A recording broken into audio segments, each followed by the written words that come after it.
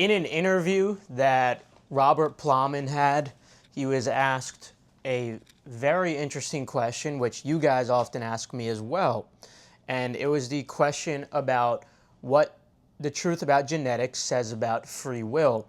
And we've dived into this from a physical perspective. We've gone into how physics, at least my belief and many other scientists' belief, is that everything is 100% deterministic, and that includes the particles in your brain.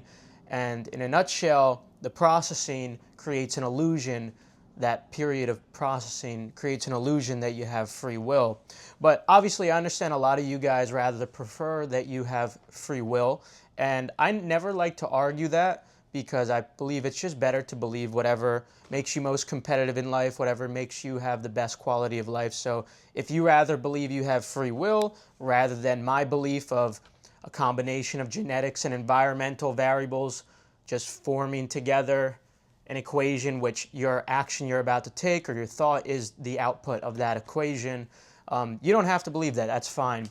But the question that Robert was asked was what it says in a genetic sense, at least. Like, what do genetics say about free will? Because while it is still debatable in physics, the truth that has been coming out about genetics is that it absolutely is true that there's genetic predispositions.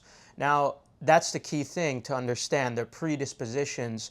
You're not 100% set to be anything in any way. Now, some things you're like 99.9999999% set to be a certain way, especially in terms of physicality, right? Like your bones. It's very unlikely that an environmental force would be strong enough to offset that. This might have been more common when there were cases of famine, right?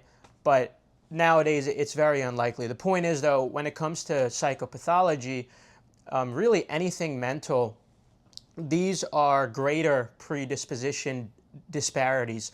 Like something might be 70-30 rather than 99.99%. So let's take being fat, for example. That's the example Robert Plowman used.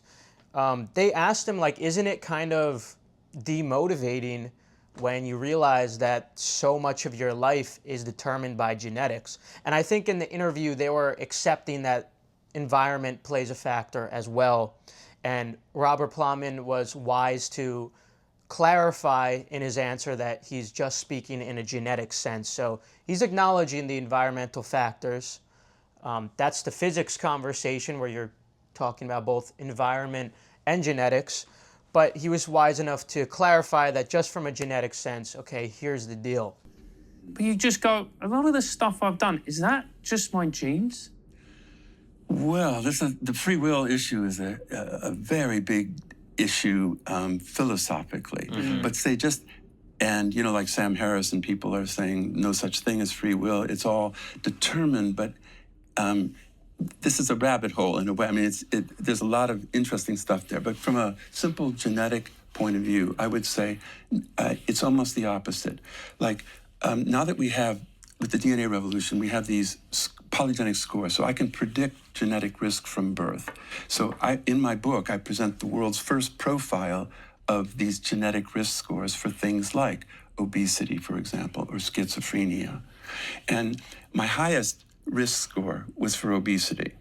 So let's say you're predisposed to be obese, right? Like based on your genetics, you could even look at your mother and father and you see that both your mother and father are obese, then you're predisposed to be obese as well. Not in all cases, but let's say that was the case, hypothetically. Based on whatever genetic recombination you received, you were predisposed to be obese. Well, the interviewers were asking, well, isn't this kind of demotivating, you know? Like, damn, I'm genetically predisposed to be obese. Like, fuck, might as well, like, just eat a shit ton of food and, you know, like, forget it. And Robert Plowman argues, well, actually, no, it should be completely the opposite. And he takes learning that fact about genetics and your genetic predispositions as an environmental factor which contributes to your free will, which is something that I've been trying to articulate to you guys for so long. It's a very nuanced thing, but when, let's say you learned about yourself, you did some tests, and you learned that you're genetically predisposed to be obese, the action of you learning that new information coming to you, that's an environmental factor. And that environmental factor, you could allow it to be sufficient to offset your behaviors in a way that's going to be sufficient to counteract your genetic predisposition. So let's say it's 70-30. If you have enough environmental factors to fight that 70% chance of becoming obese, then you won't be obese. And so Robert Plowman talks about how, well then, after you learn this fact about yourself, perhaps you start arranging your environment. And so people might be surprised to learn that body weight, obesity is nothing more than high body weight. It isn't like a disease or a disorder. It's a perfectly continuous distribution. So by having a high, well, first people might be surprised to learn how heritable individual differences in weight are. Mm-hmm. When we've done surveys, people think height, highly heritable. Mm-hmm. Weight, nah, it's just free will. People who have problems with their weight, you know, they just need to get a grip, pull up their socks, you know. But it turns out it's about 60% heritable, meaning the differences between people in their body weight are 60% of the differences are due to inherited DNA differences. Mm. So where this comes back to your question is, I have this high, like I'm at the 94th percentile of this genetic risk, but I'm at the only 70th percentile of actual body weight. Mm-hmm. You know, that still gives me a BMI near on the cusp of obesity, really. Mm. But you're doing quite well given your genetic inheritance. Well, that's it. And instead of me giving up and saying, I'm destined to be a genetic fatty, I can't do anything about it, I find for that and for many other genetic risks, like heart disease or whatever, it actually motivates you to do better. So I know that my weight isn't a matter of, you know, every year. It's invidious. You know, I put a few pounds on every year, but the problem is they don't go away. And so by recognizing I'm in this kind of battle of the bulge, it's a lifelong battle. And so what I do is I arrange my environment. Perhaps you don't keep lots of sugary snacks in the house. Perhaps you decide to regularly exercise, go on more walks and all. And it becomes more motivating rather than demotivating. So it's all about perspective. It's all about how you look at it. And I think it is, honestly, even your perspective is going to be predisposed by your genetics, especially related to your hormone levels, because people with higher testosterone will tend to have a more optimistic perspective on things and try to focus on solving the problem, whereas people with lower testosterone will tend to be more pessimistic and just see the negative in the situation. So like even the way you're perceiving this is out of your control too. But again, it's not fully out of your control because this video that you're watching right now is an environmental factor. And yes, it was determined that you would click this video, at least again, my belief and many physicists' belief that it was predetermined that you would click this video. But now that you've clicked the video, now me talking to you right now, this is an environmental factor. And perhaps because the things that I say on this channel are so astronomically different than what you'll find across any other channel, perhaps this really will be a sufficient enough influence to change your behaviors and offset some of your genetic predispositions. Now, being fat was just one of them. And unfortunately, many of them you're not going to be able to change. Like your bone structure, you're not going to be able to do anything about that. Like that's it, it's cooked.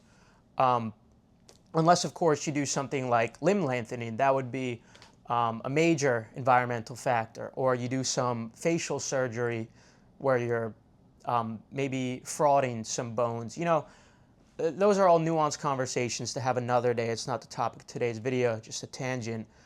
But the point is, there are other things that you can change, and this video could be that environmental factor for you. This whole channel perhaps could be. That's kind of a big goal of this channel, is to be that positive environmental factor for you, because I recognize the genetic truths about life, but as you recognize the genetic truths about life, you also recognize that they're just predispositions.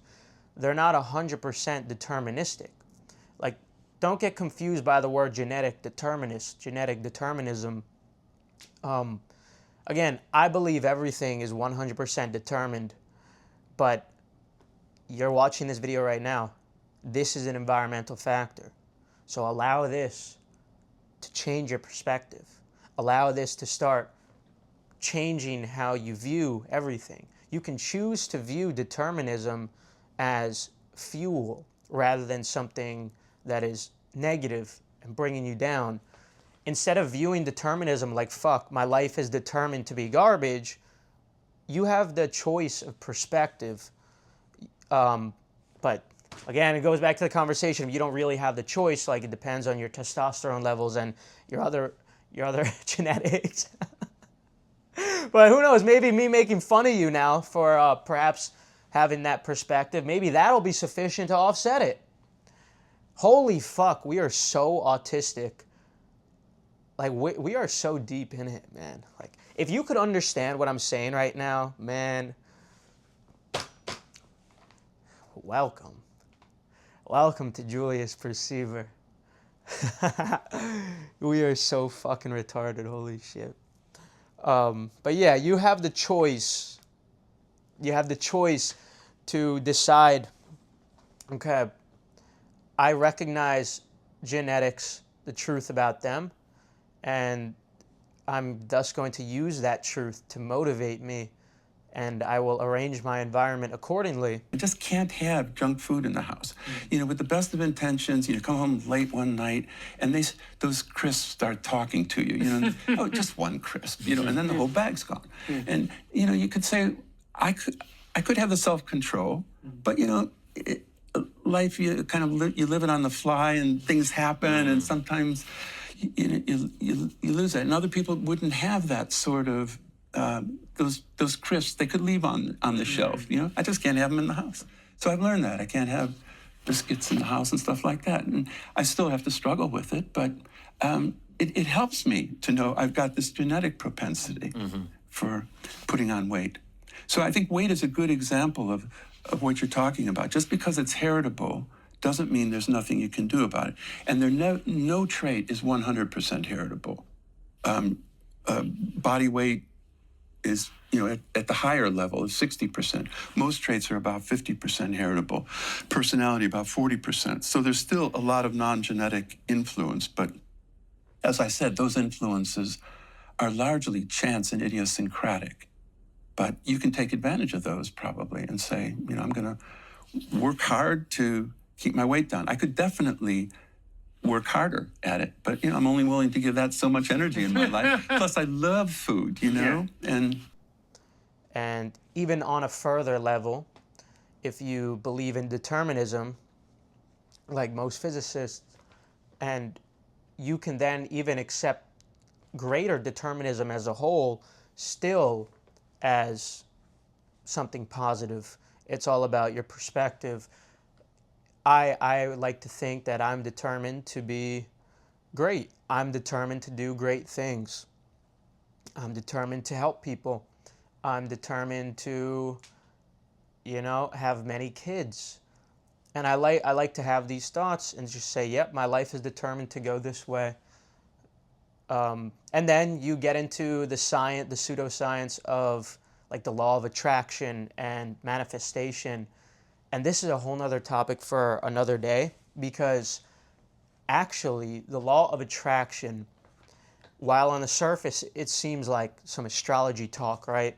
The reason it seems like junk, the reason it seems like garbage, is because of the explanation that people try to associate with it. They try to explain why things happen the way they do, like, oh yeah, my visualization, I'm visualizing, and it sounds like a bunch of heebie-jeebie nonsense, like some crystal girl bullshit. As you can see, I have some crystals back there too, all performative, of course, for women. Nah, I'm joking. I actually do like gems. I've been collecting since a child. But, fuck, my train of thought. God damn it. Of course. You're gonna have to give me a second, guys. We were on to something good, weren't we? It was before the jams, something performative.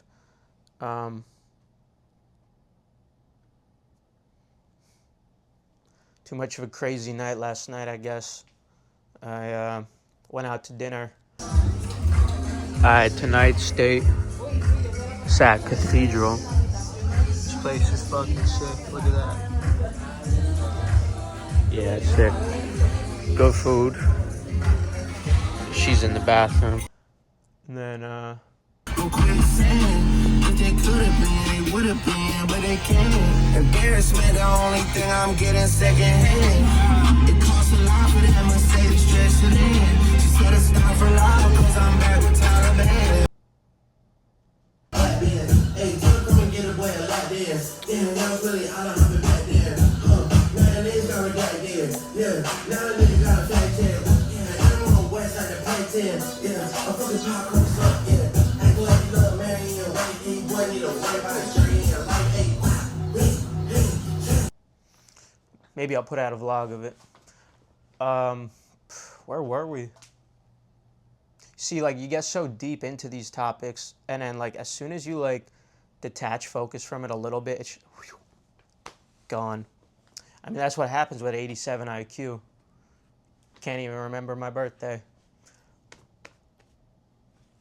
What were we talking about?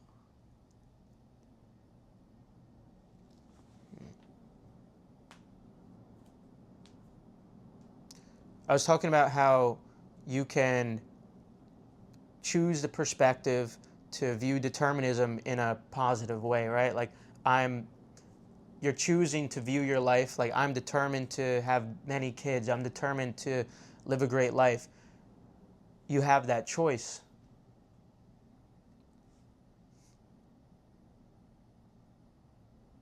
We were going somewhere so good with this.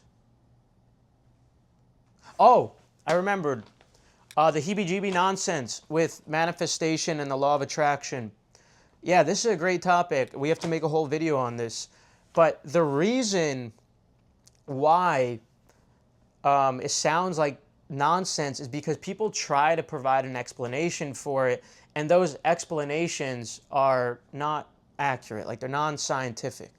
And that's why it sounds like a load of crap. However, there is truth to the law of attraction, and it more has to do with the fact that when you're thinking about something a lot, like you are visualizing that thing, subconsciously it affects your behavior, and you're more likely to do certain things that are going to lead you down that path.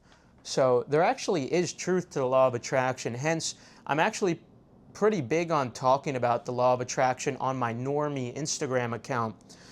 Yeah, it's mostly normie advice there, so I got to keep a surface level. Talk about things like manifestation, law of attraction on there.